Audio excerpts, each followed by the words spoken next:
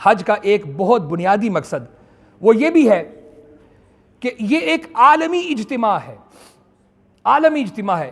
اسلام ایسا پیارا ہے، اس کی عبادت ہو یا اس کا کوئی معاملہ ہو، معاملے کے اندر بھی حکمت ہے، عبادت کے اندر بھی حکمت ہے۔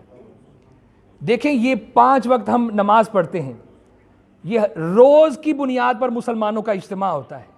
ایسا سسٹم آپ کو کہیں نہیں ملے گا کہ بھی 5 وقت مسلمان آپس میں ملاقات کریں۔ ہو سکتا ہے کوئی مسئلہ ہو سکتا ہے کوئی کسی کو کوئی تکلیف ہو، تو آپس میں باہم مشاورت بھی ہو سکتی ہے، ملاقات کر کے ہم گفتگو کر سکتے ہیں اس مسئلے کا کیا حل ہونا چاہیے۔ اسی طرح فرمایا کہ جمعے کا ایک اجتماع دے دیا کہ پورے اس شہر کی سطح پر یہ ایک اجتماع منعقد ہو رہا ہے، تمام لوگ اکٹھے ہوں۔ اس وقت جو کوئی ایسے معاملات جس میں سمجھتے ہیں کہ یہ مسلمانوں کے اوپر ایک مشکل وقت ہے تو اس سے کیسے نکلا جائے، تو یہ ڈسکس ہوں۔ ایک اجتماع بنا دیا، نہ اس میں کوئی پیسہ خرچ ہوتا ہے، نہ ہی اس میں کوئی پبلسٹی ہے، ہر مسلمان کو پتا ہے میں نے نماز جمعہ ادا کرنی ہے، تو یہ ایک ہفتہ وار اجتماع بن گیا۔ اسی طرح عالمی اجتماع بنا دیا یہ حج، کہ دنیا بھر سے مسلمان ایک جگہ پر اکٹھے ہوں، اور وہاں پر جب تمام مسلمان اکٹھے ہوں ایک عالمی اجتماع ہے۔ اب ہونا تو یہ چاہیے تھا کہ جو امیر حج ہے وہ پوری دنیا کے حالات دیکھتے ہوئے کوئی لائحہ عمل دے۔ یہ افسوسناک بات ہے کہ ایسا ہوتا نہیں ہے۔ یہ مقصد کیا تھا عالمی اجتماع میں؟ آپ دیکھیں آقا کریم علیہ السلام نے جو حج فرمایا تھا، جب سب اکٹھے تھے، تمام اطراف سے صحابہ اکرام تشریف لائے تھے، تو آقا کریم علیہ السلام نے ایک لائحہ عمل دیا تھا۔ جانتے ہیں نا وہ لائحہ عمل کیا ہے؟ وہ تھا خطبہ حجۃ الوداع۔ انشاءاللہ آئندہ جمعہ بیان ہوگا۔ یہ پورا ایک نظام دیا تھا آقا کریم علیہ السلام نے، ایک سسٹم دیا تھا آقا کریم علیہ السلام نے کہ اس طرح آپ نے زندگی کو گزارنا ہے، یہ ہے طریقہ اور یہ ہے حج کا پیغام۔ افسوس ہے جو آج نہیں ہو رہا، لیکن ہونا یہی چاہیے تھا۔ تو یہ ایک عالمی اجتماع، یہ ایک مقصد حج کی صورت میں ہمیں دیا گیا۔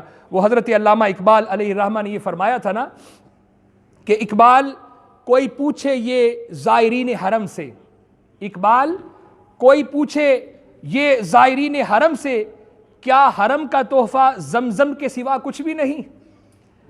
کہ ہم آتے ہیں زمزم تو دیتے ہیں، لیکن اصل میں اس کا تحفہ کیا ہونا چاہیے؟ وہ تحفہ جو نبی کریم صلی اللہ علیہ وسلم نے دیا تھا، جو حجۃ الوداع کے موقع پر ایک آفاقی پیغام دیا تھا، اس طرح کا کوئی پیغام ملنا چاہیے تھا۔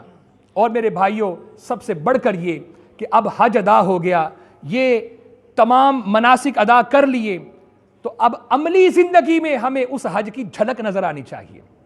جب عملی زندگی میں حج کی جھلک نظر آئے گی، یعنی وہ جو اونچ نیچ کا ایک معیار تھا وہ حج نے ختم کر دیا، اب عام روٹین کے اندر عملی زندگی میں ہم اسی طرح چلیں، تو پھر تو مبارک ہے، اس حج کا فائدہ ہو گیا۔ اس حج نے آپ کو کچھ عطا کر دیا، اس حج کا رنگ چڑھ گیا، لیکن آ کر پھر وہی میں اور پھر وہی غرور اور انا کا بت اندر ہے، تو پھر اس کا فائدہ کوئی نہیں ہے۔ وہ وقتی طور پر تو ایک عبادت کر لی، لیکن جو مقصد تھا اس کو ہم نے پورا نہیں کیا۔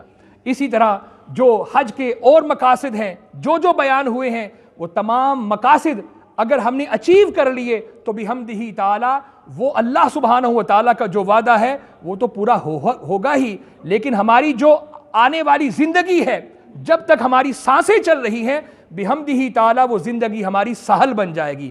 اللہ سبحانہ و تعالیٰ ہمیں حج کے جو مقاصد ہیں ان کو سامنے رکھ کر اپنی عملی زندگی کو گزارنے کی توفیق عطا فرمائے۔ وآخر دعوانا ان الحمدللہ۔